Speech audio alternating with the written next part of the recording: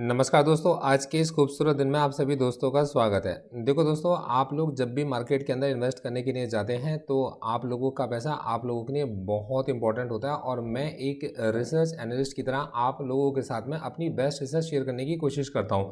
तो एक स्टॉक को हम लोग अपनी वॉच लिस्ट में ऐड कर चुके हैं, तो ये स्टॉक मैं आप लोगों के साथ शेयर करना चाहता हूँ कि आप भी इसे अपने लर्निंग और एजुकेशन पर्पज़ के लिए समझ सकते हैं। मैं इसका डिटेल एनालिसिस करके चलूँगा, मैं आपको एक एक चीज़ की समझा के चलूँगा कि इस बिज़नेस को हम लोगों ने क्यों सेलेक्ट किया, क्योंकि हमारे लिए ज़्यादा इंपॉर्टेंट रहता है बिज़नेस को सेलेक्ट करना, जैसे कि हम उसके अंदर एक लंबे समय तक अगर पोजीशन बना सकें सही लेवल्स पर, तो हम बता सकें आपको।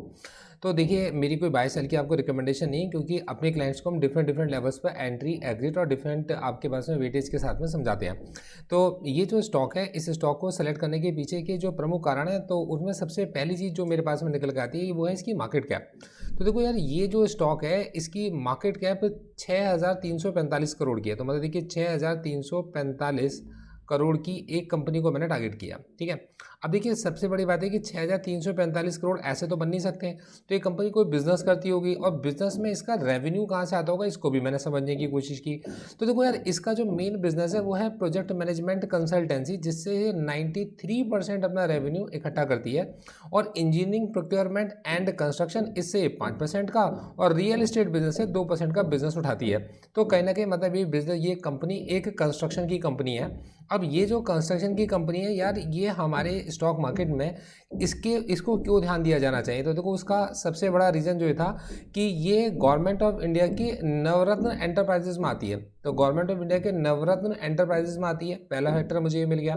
इसके अलावा यार, ये कंस्ट्रक्शन की एक ऐसी कंपनी है जो कहीं ना कहीं आपके पास में 93% डिपेंड है प्रोजेक्ट मैनेजमेंट कंसल्टेंसी के ऊपर। अब इसके जो प्रोजेक्ट्स हैं, मतलब अगर मैं इस बिजनेस के अंदर पार्टनरशिप करने के लिए जाऊँगा तो मुझे किस तरीके का एक्सपोजर मिलेगा, मतलब मेरे पोर्टफोलियो को कैसा एक्सपोजर मिलेगा।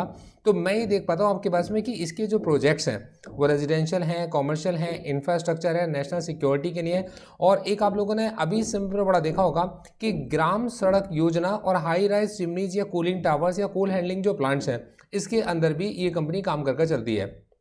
जब इतनी बातें मेरी समझ में आई तो मैंने देखा कि यार, ये जो स्टॉक है, ये स्टॉक आपका किस रेंज के अंदर काम कर रहा है। या 6,345 करोड़ मार्केट कैप वाली एक कंपनी का स्टॉक 26 से 43 के बीच में ट्रेड कर रहा है। तो इसका कहीं ना कहीं मतलब निकल कर आता है कि ये एक इसकी ईयरली रेंज है कि 26.55 से 43.75 के बीच में कहीं पर ट्रेड कर रहा है। अब इसके अंदर ऐसा क्या रीज़न है, इसके पीछे समझने की भी मैंने जब कोशिश की तो मैं यहाँ पर ये देख पाता हूँ कि यार, ये कंपनी ना एक अच्छा डिविडेंड पे आउट रेशियो रखती है, मतलब एक अच्छा डिविडेंड देके चलती है। मतलब इस रेंज में ट्रेड करने वाला स्टॉक तकरीबन 40% के डिविडेंड पे आउट रेशियो पे काम कर रहा है। तो ये अपने आप में एक, मतलब मेरे लिए एक समझने वाली बात है कि यार इस रेंज के अंदर इतनी बड़ी मार्केट कैप कंपनी का स्टॉक 40% का डिविडेंड देकर चल रहा है। तो मेरे को ही देखना पड़ेगा कि यार, इससे अगर इसका जो अर्निंग पर शेयर है, मतलब कि एक क्लाइंट अगर मार्केट से कुछ पैसा, मतलब प्रॉफिट में की क्या ग्रोथ हमारे को, मतलब क्या शेयर हमें मिलता है, तो अर्निंग पर शेयर का, जिसका सीधा मतलब होता है कि अर्निंग को डिवाइड कर दो आपके नंबर ऑफ शेयर होल्डर्स में।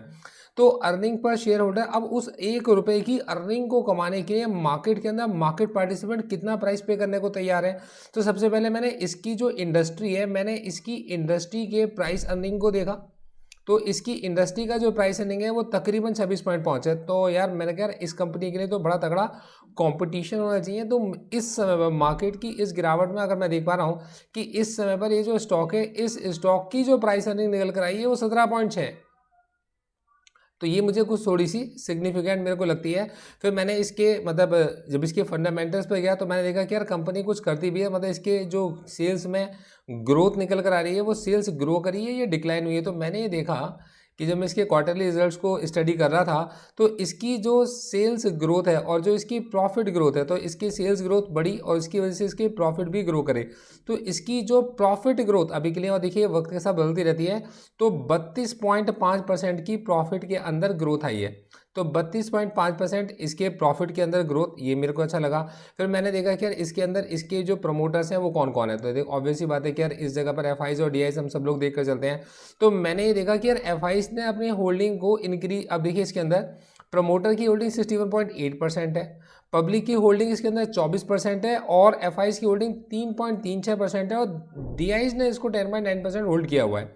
तो एफआईज ने क्या अपनी होल्डिंग को इसके अंदर इंक्रीज करा, तो हाँ ये पता चला कि एफआईज ने अपनी होल्डिंग इसके अंदर पहले से तो ज़्यादा बढ़ाई है।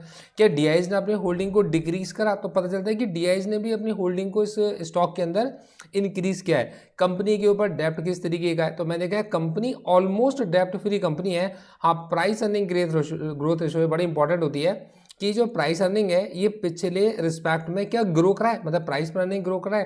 तो ये देखो प्राइस अर्निंग का जो ग्रोथ फोरकास्ट है, प्राइस अर्निंग ग्रोथ जो है वो नेगेटिव है, मतलब माइनस का 3.19 के अप्रॉक्सीमेट निकल कर आता है। तो इस स्टॉक को हम लोगों ने अपनी वॉच लिस्ट के अंदर ऐड किया। हो सकता है क्या कहते हैं पीछे हम लोगों ने इसकी कुछ रिकमेंडेशन अपने क्लाइंट्स को जरूर दी हो, और हो सकता है क्या कहते हैं कि आने वाले वक्त के अंदर भी हम इसके अंदर कुछ तरीके के चेंजेस करके चलें। तो मैं आपको आपके स्टडी के लिए, आपके लर्निंग पर्पज़ के लिए इस स्टॉक को समझा कर चल रहा हूँ। आप इस स्टॉक को अपने इन्वेस्टमेंट एडवाइजर से डिस्कशन करने के बाद ही मार्केट में किसी तरीके का कोई बाय सेल का डिसीजन लेकर चलिएगा। दोस्तों ये जो स्टॉक है आपके पास में एनबीसीसी इस स्टॉक का नाम है, तो आप इसे खुद भी जाकर फंडामेंटल्स आप इसके चेक कर सकते हो। मेरी आपको कोई बाय सेल की रिकमेंडेशन इस स्टॉक के लिए बिल्कुल भी नहीं है। Thank you so much, all the best.